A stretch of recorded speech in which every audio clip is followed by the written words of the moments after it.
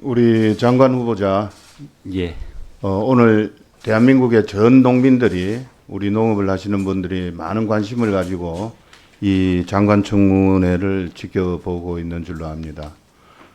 솔직하고 소신 있는 답변을 기대하겠습니다. 예. 자, 우리 장관 후보자께서는 32년간 농림부에 근무를 하셨어요. 그 점에 대해서는 전문성은 충분히 인정이 된다고 생각을 합니다. 그런데 이제 한 가지 우려스러운 점이 오랜 관료 시절에 젖어서 뭔가 배짱 있게 밀어붙이질 못하지 않느냐, 그런 점을 많은 우려를 합니다. 정치인이 장관을 하면은 정무적 판단과 소신 있게 밀어붙이는 그러한 그 배포를 가지고 안 되는 것도 되게 한다는 식으로 이렇게 하는데, 우리 후보자께서는 워낙 오랜 관료 생활을 하니까 부처 간의 어려움은 워낙 또 잘 알고, 이런 것을 해본들, 내가 얘기해 본들 이게 되겠느냐, 우리 현실적으로 이런 부분이 굳어져 있는 것 같은데, 그런 점에서 상당히 염려가 됩니다. 그 점에 대해서는 어떻게 생각을 하세요? 예, 의원님 염려를 충분히 이해합니다. 제가 32년 해오는 동안 여러 번 큰 정책을 했었습니다. 그러니까 지금 시행하고 있는 직불제도 제가 주도적으로 노력을 했던 부분이고, 이번에 통합직불제도 제가 많은 노력을 기울였던 부분입니다. 그래서 앞으로 의원님 우려하시는 이런 부분이 실제로 발생하지 않도록 보여드리겠습니다. 자, 약속을 하셨어요. 예. 우리 의원님들도 듣고 계시고 기대해 보겠습니다. 네. 두 번째로, 제가 관상을 좀 보거든요. 우리 장관 후보자 얼굴을 이래 보니까 상당히 개혁적인 그런 스타일이세요. 제가 관상을 좀 보는데, 그러면은 이제 과거에 우리 그 농업 정책들 주로 이제 농민들에게 많은 보조를 하고 보호를 해야 되고, 이러한 부분에서 우격다짐으로 정부와 농민 간의 싸움을 하고, 우리 국회의원들조차도 어떤 데는 표를 의식해서 정부 편을 들지 아니하고 농민 편을 또 많이 드는 그런 경향도 없잖아 있었습니다. 많지는 않았지만은. 자, 이렇게 하는데, 아까 어떤 여러 의원님들 답변을 하는 걸 보니까 농업은 보호되어야 된다, 그 말씀은 맞습니다.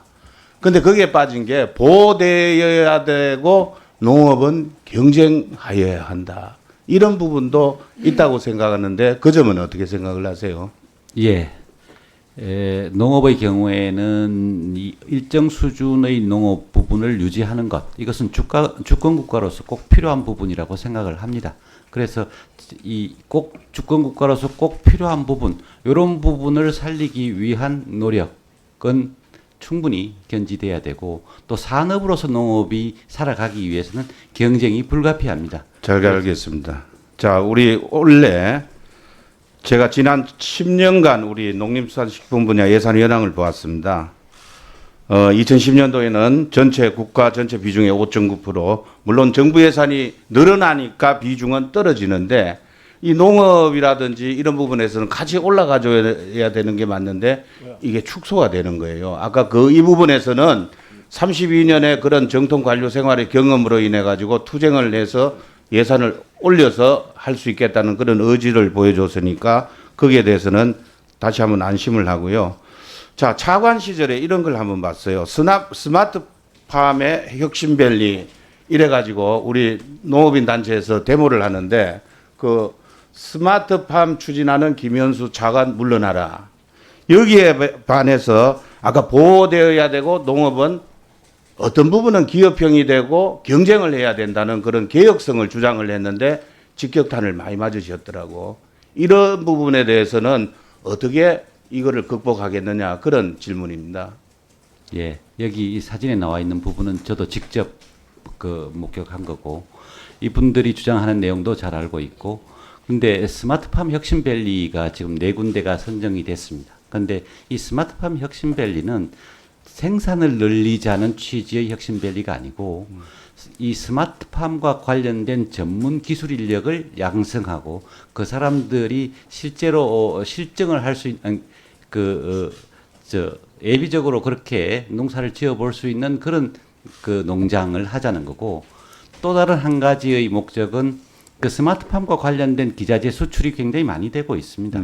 그런 기자재 수출하는 업체들의 애로가 뭐냐 하면 국내에서 그걸 실증한 실적이 있어야 수출이 가능한데 그 실증할 곳이 없다라는 그런 말씀들이 많습니다. 그래서 그런 실증 단지를 하겠다라는 취지입니다.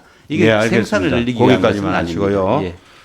그 반면에 또 우리 농가 어려움이 기술과 생산의 문제가 아니라 생산 과잉과 유통 구조에 있는데 정부는 그런 근본 문제를 해결하지 않고 엉뚱한 답변만 하고 있다. 그런 반론도 있습니다. 그래서 저는 마지막으로 한번 이 부분에 대해서 구체적인 그 정책적 질의는 조금 이따가 보충 질의 때 하겠습니다만은 이 한국 경제가 전체적으로 볼 때는 국가 경쟁력을 상실하면은 문을 닫습니다.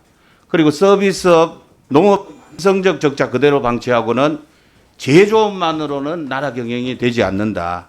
서비스업과 농업을 경쟁력 있게 만들어야 한다. 이런 기조가 전체적으로 깔려 있단 말입니다. 이 말에 동의를 합니까? 예, 동의합니다. 예. 그러면은 이 농업의 경쟁력 이제 고민을 하겠죠.